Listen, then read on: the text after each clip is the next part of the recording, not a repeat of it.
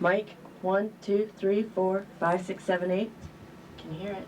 Is it 3? 1, 2, 3, 4. There are certain symptoms from depression. Some are that you sleep all the time. I was sleeping all the time. I was crying all the time. I could no longer remember words. Depression's really hard because nobody else knows that you're going through it, but you feel like you're just in this abyss and you cannot get out.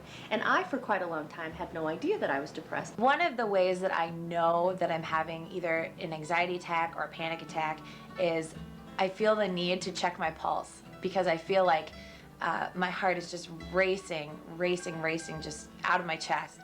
I was up at the Ranch Bowl in Omaha, and I have no problem like being at concerts and stuff. That's something that I do a lot, and I generally don't have a problem with it, but for some reason I walked across the lobby and into the club and just my chest tightened up and couldn't breathe.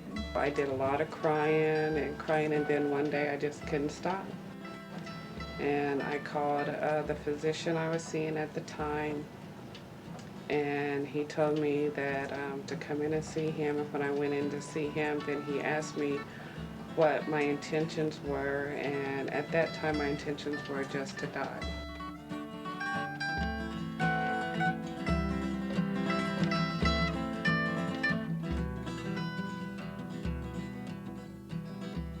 Everybody faces stress in their life, and the idea with stress is that some stress is good. I think when stress either gets to be chronic or stress is overwhelming, sort of the degree of stress is really high, then people can develop anxiety disorders.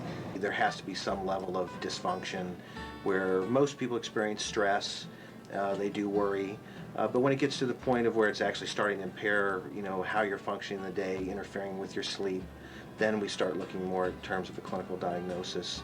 It is estimated that 13% of adults ranging from the ages of 18 to 54 suffer from anxiety disorders in a given year. But when it grows progressively worse and becomes chronic, it is not just a simple anxiety, it has become an anxiety disorder.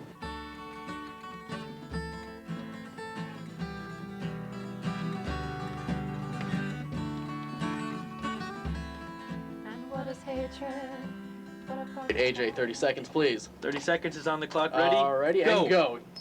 You have 30 seconds to beat the clock. You got 30 seconds. Okay, I'm going to say it once, and then I'm going to stay silent the whole time. What am I trying to beat? 20 seconds. Tanya McMillan is just like any other professional in the educational field. As a broadcasting professor at Wartburg College, she loves to teach, travel, try new things, and enjoy life to the fullest. But this wasn't always the case. Tanya has had an interesting past filled with varying degrees of anxiety and depression. I was living in Europe at the time, and my uncle was supposed to come over, and we were going to do Europe. He and his wife were going to come over while I was in Germany.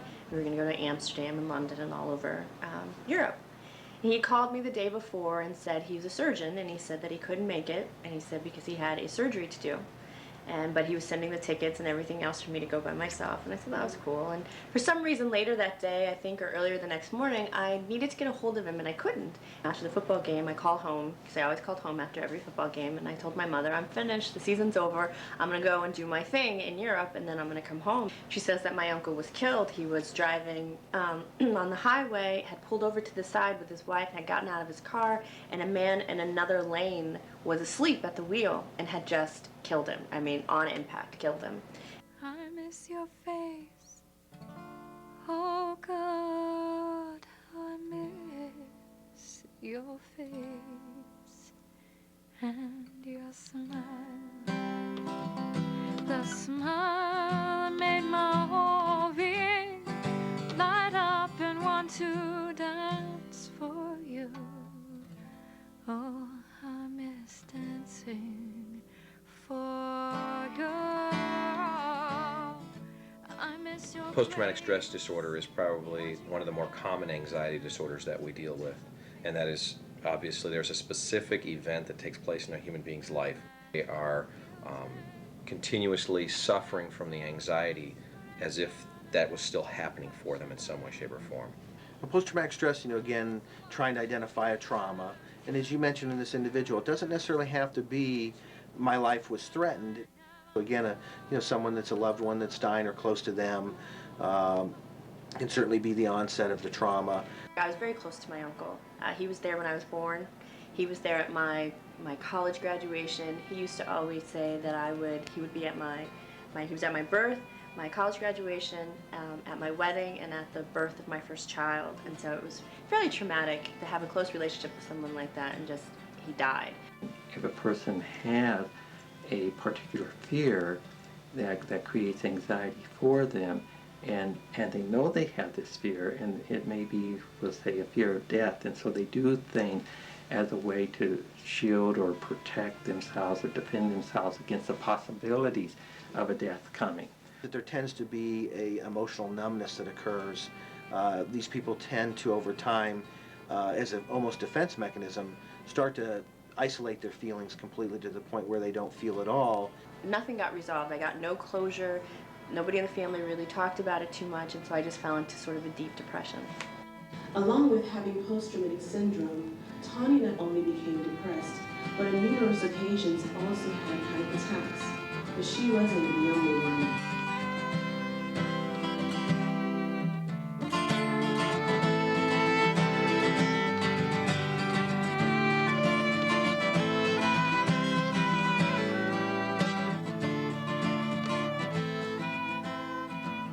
You start getting nervous. You feel like your body is starting to rev up, you know, get an adrenaline rush. Randy Watson, a pharmacy technician at Walmart, loves to work and help people get the care they need. After a hard day's work, he loves to spend time with his wife and son at home. What most people don't know is women like men are just as likely to have anxiety disorders. And in Randy's case, he suffers from panic attacks as well. You have a lot of the symptoms of a heart attack. You know, your arms and hands tingle, your legs and feet tingle. You just break out into a sweat. You start having a fear of doom, like, I'm dying. You know, I'm going to die. This is a heart attack. I'm dying. Please help me.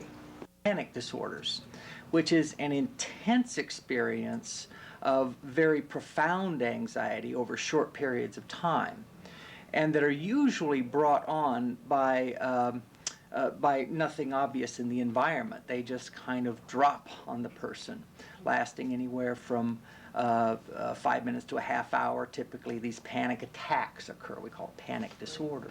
About 1.7% of the adult population from the ages 18 to 54 has a panic disorder each year. Statistics show that panic disorder typically strikes young adults before they reach 24 years old.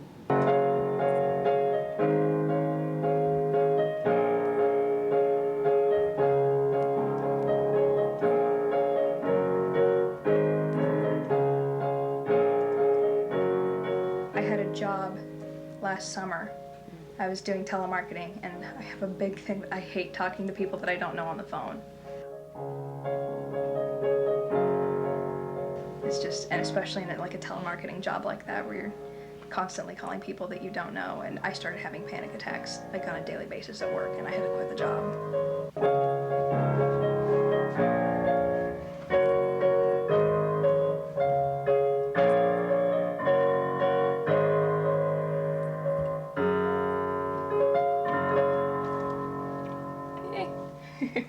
But Jenny wasn't the only one who had a problem with large groups of people or seeing unfamiliar faces.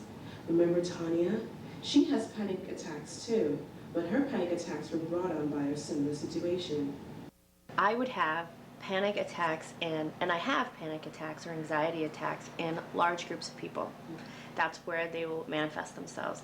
Normally, even if I know everybody well, there will still be a point where I'll be sitting there, everything is normal, and then suddenly I have an attack. You just get warm, I feel paranoid, I feel, my heart starts to race, and you need to get out of the situation. I don't know what triggers it, I don't know how to make it go away, but I definitely know what it feels like.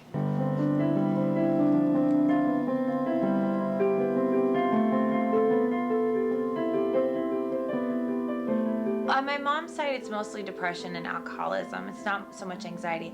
On my dad's side, it's almost like you're now a part of the club. Meet Alexis Anderson, a news editorial major at the University of Nebraska-Lincoln. She loves to work hard and play hard. Unlike the others, Alexis suffers from panic attacks because it's in her genes. But that doesn't stop her from doing the things that she loves to do.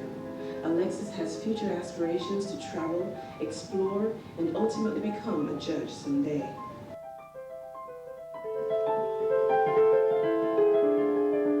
What we know about the human genome is that there are markers found in the proximity of genes that predispose a person to a specific illness or disorder or psychological, emotional, behavioral disorder or illness. But even though anxiety attacks or panic attacks runs in the family, this hasn't stopped Alexis from enjoying life, even though enjoying life can be tedious at times.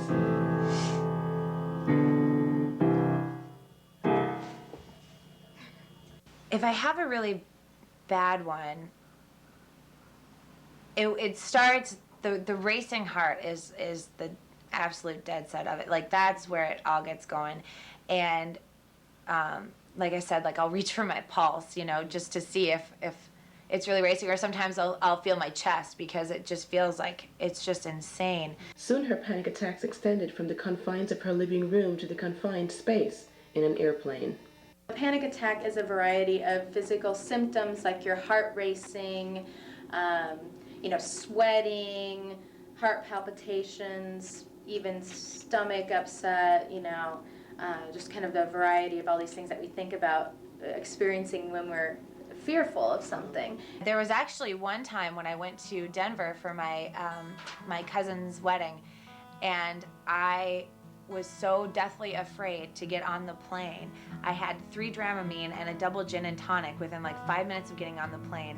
I climb out my window and skip into the night, the shimmering streets dusted with gold, teetering along the misty yellow dashes, and the stillness that allows my wings to unfold. Release me into the night. Release me into the night. The night is young and so. My biggest thing is being obsessive compulsive, and that comes from anywhere from spending, never knowing what I bought. Just once I spend, the high is gone and I feel better. Meet Amelia Hester Garner, who is happily married with 2 daughters. She had always wanted the perfect life, but recognizing that life is not at all perfect, Amelia attempted suicide not once, but twice. After being diagnosed with bipolar and major depression, Amelia was also obsessive compulsive as well. One particular thing I used to obsess really bad was whether I unplugged the curling iron, locked the doors when I would have to go to bed, and be up and down constantly, checking, make sure things was locked. And with medication and learning that it's just in my head and not actually something, that's going on, then it isn't as bad. OCD is a little bit different in that the thing that you're afraid of is kind of usually in something inside of you rather than outside with some of the other disorders. Remember Randy, who suffers from panic attacks? Like Amelia, he also has obsessive thoughts about things, and the need to do something about it always follows. It's an obsession with placement of things, being a perfectionist in every single thing. If something's out of place, you recognize it right away. It has to be in the same place, all the time. Their worry continues to intensify until they just have to do something to get rid of the worry because it's so uncomfortable, and that something is usually a ritual or some act such as washing one's hands or performing a ritual where you open and close a door 3 times just to relieve yourself from that crippling anxiety. I rearrange the kitchen once a month just to put things back. That way I can deal with it, my family can deal with me, and it doesn't get so bad until I'm having the mania, and then One of the most common obsessions that we hear about, and it's also one of the most common ones that you see when you're actually working with clients, is obsessions dealing with cleanliness and germs, being contaminated, as we kind of call them, the contamination OCD people. Like the others, Tanya also suffers from obsessive compulsive disorder. One of the main things that keeps Tanya's obsessive compulsions at bay, though, is having total control over her environment. I'm an obsessive cleaner. I need things to be clean. I need things. I can't work if it's not straightened. If you'll see, my office earlier today wasn't straightened. I couldn't get it. That's why I was playing with the camera, because I can't get anything done because my office isn't straight. I can't get anything done because your papers are in the chair that was across from my desk, because your camera is on the floor, because my world, I no longer control my world. I cannot function anymore, or I can't concentrate. So I need to just sort of hang out, whatever, till you come back, you move your papers, you move your camera, I clean out my office, and then I can start working again. Obsessive compulsive disorder is you have to have control over your own environment, and when you don't, it's hard to deal with. For Randy, having control and keeping things the way they are supposed to be is his biggest obsession. That way, life can be perfect for him, because it's always the way he wants it to be. See, there's a place for everything, and everything in its place. Here, come on, so you can go back to the room. Let's go.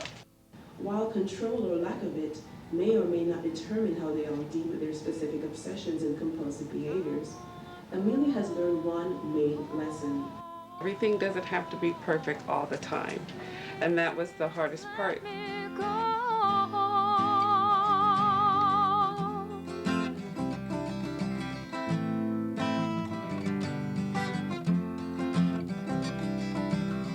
Dying to spread wings, dying to fly away from my body, away from all these things that cry.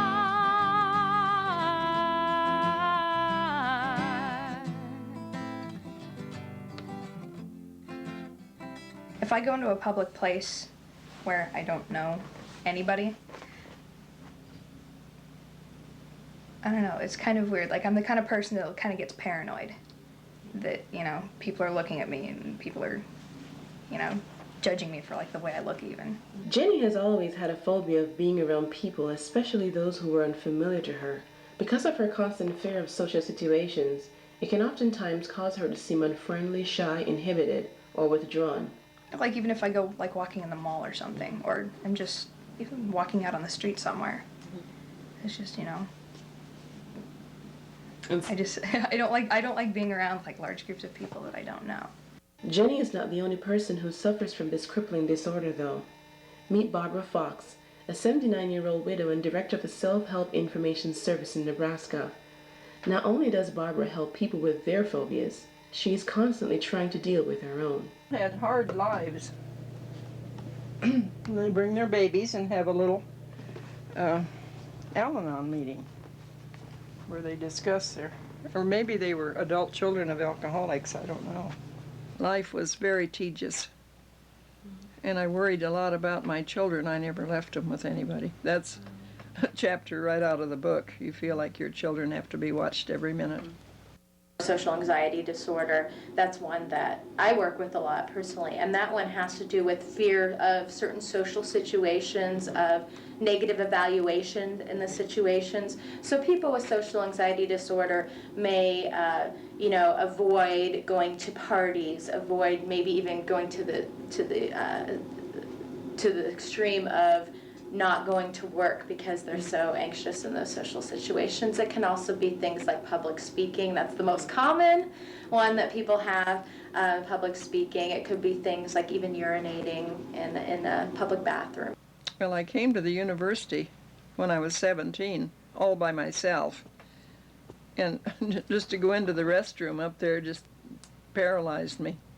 Something about the noise of flushing the toilet and fear of being, a lot of fear of being locked in someplace. I liked all the doors to be open if possible. Even though Barbara has managed to control her social phobias over the years, her self-help program has benefited others as well as herself. Jenny is still trying to find ways to deal with her social fears, but because of her career aspirations to move to Chicago this summer to start up her own street team company, her fear of being around strangers is going to be her biggest challenge yet. Inside of me, there is a woman. She's not a girl, she's not a tomboy, but an angel with wings of pure light. And she sings, oh, she sings to me.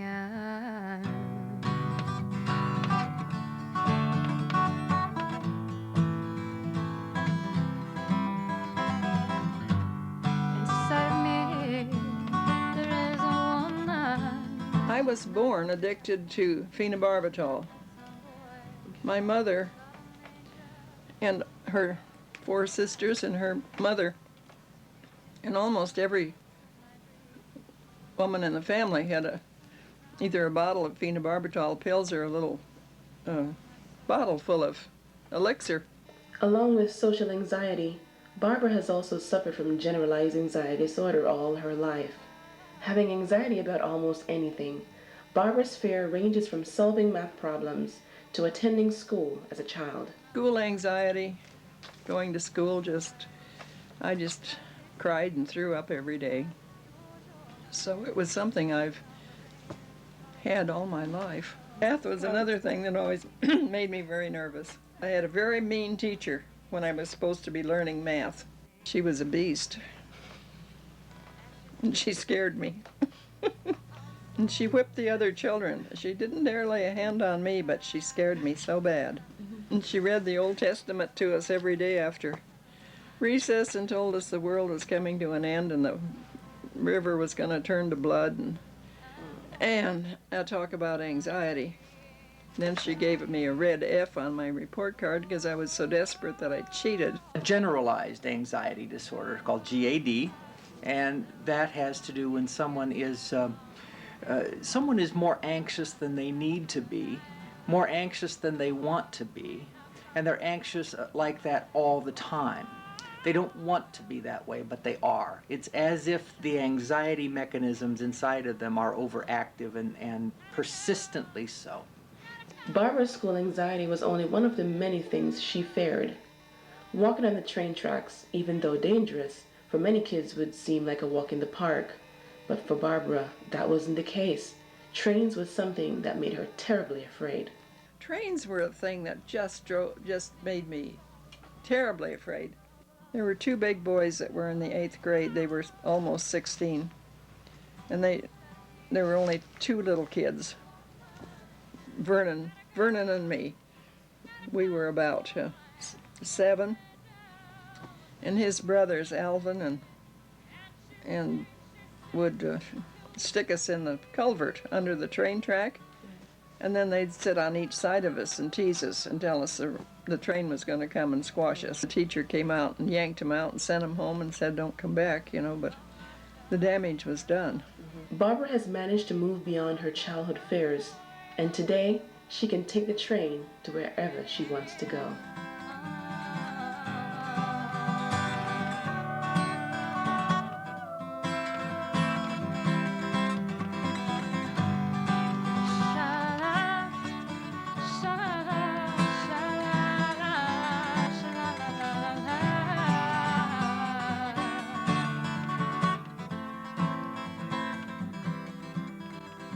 So I've kind of been in a form of therapy through school for a long time. And then when I was, oh gosh, I can't even remember now, but I want to say 7th, 8th, 9th grade, 6th, 7th, 8th grade maybe, before when my mom probably started seeing signs of this, she did take me in to see certain therapists, and I did probably see 3 or 4, and I didn't like any of them. It didn't help me at all. It made me angrier at the time. In general, people can recover fairly quickly from the bulk of anxiety disorders. I think that post-traumatic stress disorder is unique, and that usually takes a little bit longer. Generalized anxiety disorder is probably the most amenable to treatment. Most quickly they recover from that. The different kinds of treatment you might use. You might use medications. You cannot dictate whether or not you will develop the influenza virus. You cannot dictate whether or not you will develop diabetes to any great degree. I mean, there are some good behaviors you can be involved in, good eating habits, good exercise, but there are certain people who are genetically predisposed to developing diabetes, heart disease, or any other major concern in America on healthcare. Major depression, major anxiety disorders, and other major psychological disorders equally you cannot control. I was on Prozac first, I believe, and that made it worse. I hated it. Then I went to Zoloft. I was on that for a couple of years, and that didn't help much either. Like Alexis, who tried therapy but didn't find it to be helpful, Tanya also had a similar experience when she was diagnosed with depression. Well, I went to the grief group, and it's just odd that you're going to a group and where everybody knows someone who's died. Okay, you can't get happy in a situation like that, you know? This just, you know, everybody's saying, oh, so-and-so died, so you just feel bad for everybody, including yourself. They have a tendency to pick up each other's symptoms. You know what I mean? They're anxious. They're frequently feeling very confused and frequently fairly scared, even about the treatment process. And so they'll begin to kind of pick up some of each other's symptoms, which can be problematic in and of itself. For most patients who suffer from the cluster of anxiety disorders, they are often diagnosed and given prescription drugs as a means to deal with their symptoms. While some medication may or may not work for some people, or better yet, while therapy sessions can be costly and more long-term, for people like Barbara, self-help groups have been very beneficial and helpful. If I didn't have recovery that is distressing but not dangerous and take my medication and have recovery, I'd be in the emergency room every night at 11 o'clock. But even if medication and therapy are some of the options that are available to patients, it doesn't necessarily mean that these patients have fully recovered. Recovery for me is learning to let things happen and not worry so much about it. And even after all this time, I'm still learning how to do that, because there's just something inside of each individual that it has to be this way. Definitely. I have not recovered fully. I think it's something that I'll be dealing with probably the rest of my life, but I understand it enough that I think I'll be able to deal with it. I still go because life changes. 3 of us have been there. I've been there 40 years. The lady that's leading it now has been there for 28 years. But our lives have changed, and we're all widows now, for one thing. And life changes, and we need this reinforcement. I don't know if once you have it, if you have it for life. I don't know. I don't know enough about that. I don't have to recover from depression. I am clinically depressed, but as of right now, because I'm on medication, there is no recovery period. I'm not going through anything. Is it possible for us to give you a pill or a therapy that says, take this, do this, and these disorders will go away? We have no. So maybe there are no cures for anxiety disorders, but this is not stopping these people from achieving their goals and from living normal, healthy lives. It is something that they know they have and they have to deal with. Their anxiety is a part of them, and they are content with that. It's an issue of, it's just another medical concern that will develop, and some folks are going to get it. I mean, it's kind of like, say I had athlete's foot or something, you know, does it bother me that if I stop spraying my foot that I'd have athlete's foot? You know, no, because it's just something I have to deal with, you know. It's just a part of me. And sometimes it can get so muddy, it's not worth it. It's not worth it.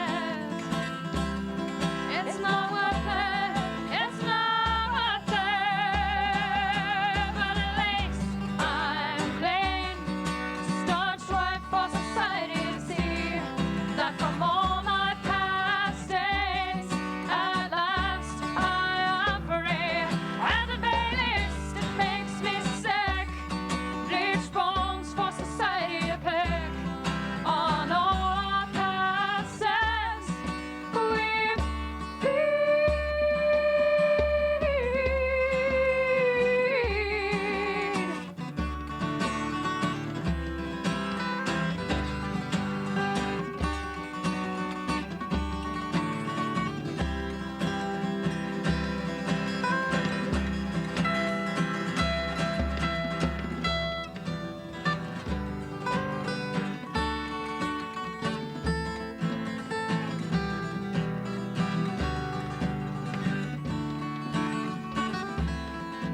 What is hatred but a performance of